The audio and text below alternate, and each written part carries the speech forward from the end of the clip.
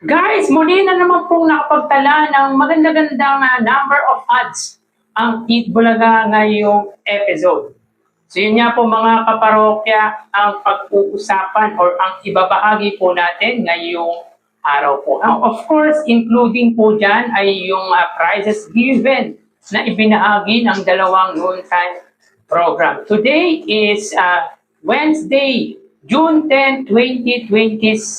And as usual, kapag araw nga po ng Miyerkules, live nga po ang episode ng Eat Bulaga at ng It's Showtime. Kanina nga po guys ay wala nga po si Ann Curtis para sa It's Showtime at wala rin po sa Eat Bulaga si Henyo Master Joey De Leon at Wally Bayola. Even si Ryan Agoncillo guys ay wala nga po. Pero kahapon ay nasa Eat Bulaga or present nga po si Ryan Agoncillo.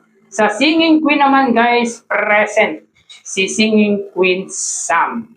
So yun nga po mga kaparokya, bago natin i-share sa inyo ang papremyo na ibinahagi ng dalawang noontime program ay hingi po muna ako sa inyo ng paumanhin sapagkat magpasanggang ngayon ay hindi pa rin po tayo makakapag-conduct ng online viewership na usual na ginagawa po natin. Sapagkat busy yung hinihiraman nga po natin ng cellphone para makapag-conduct ng online viewership ng It's Showtime at ng Eat Bulaga. So, by the way guys, magpapakilala po muna ako sa inyo. Ako nga po pala si Mervin, ang tao sa likod ng YouTube channel na Kaparokya TV. Kamusta kayo mga kaparokya? Naway nasa mabuting kalagayan po kayo habang pinapanood nyo po ang video ko na ito.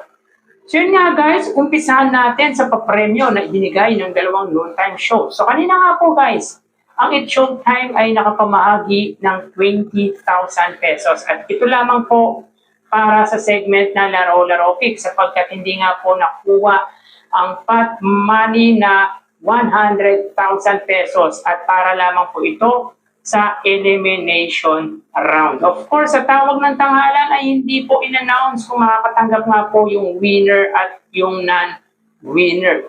So dito guys, kahit automatic natatanggap nga po sila ng papremyo as long as hindi nga po binabanggit or ina-announce yung amount or kung makakatanggap po ng papremyo ang mga contestant ng Eat Bulaga man po yan or ng It's Showtime ay hindi po natin ilo-consider.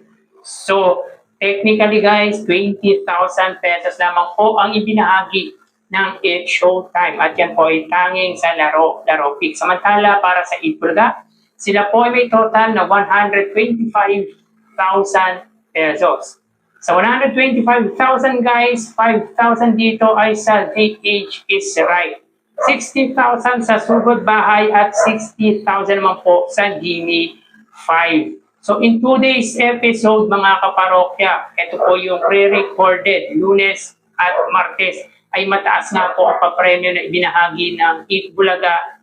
Pero this time ay malaki nga po ang ibinaba at 125,000 lamang ngayong araw. So dito guys ay lamang naman po or angat pagdating sa pamamahagi ng papremyo ang Eat Bulaga. At pag pinagsama nga po ang prizes given nila, sila po ay may total na 145,000 pesos. Dito guys, maliit man po or malaki ang papremyo na ibinibigay nga po ng dalawang noontime program. Ang mahalaga ay nagbibigay po sila ng good entertainment at nakakatulong po sila sa mga contestant or participant nga po na sumasali sa kanilang programa. Yun naman po ang pinakamahalaga. Kahit po maliit ang papremyo na ibinahagi nila for today's episode or kahit anong araw po yan, ang mahalaga ay nakapamahagi sila ng magandang kwento, ng magandang entertainment at nakakatulong sila sa mga taong sumasali nga po sa kanilang programa. So magawi tayo guys sa ads na lumabas para sa Eat Bulaga. So ngayon po guys, meron po silang 47 TV ads.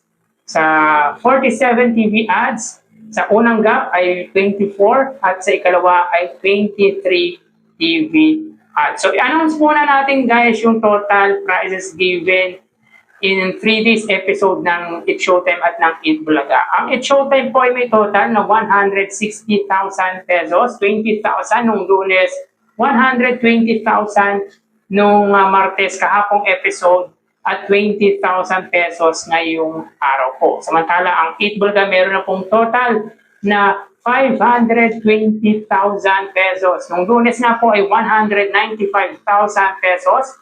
Kahapong episode ay 200,000 pesos at ngayon po ay 125,000 pesos. So 160,000 para sa It's Showtime, 520,000 naman po para sa Eat Bulaga. Meaning, in 3 days episode, meron na pong total prizes given ang dalawang noontime program na 680,000 pesos. At sa advertisement naman po ng Eat Bulaga, meron na pong 134 TV ads ang Eat Bulaga. 40 ads nung Monday, 47 ads kahapon at ngayong episode. So, in 3 days episode, meron pong average na 44% ang advertisement ng Eat Bulaga. Or let's say, more than 40 ads ang nakuhang advertisement or commercial load ng Eat Bulaga.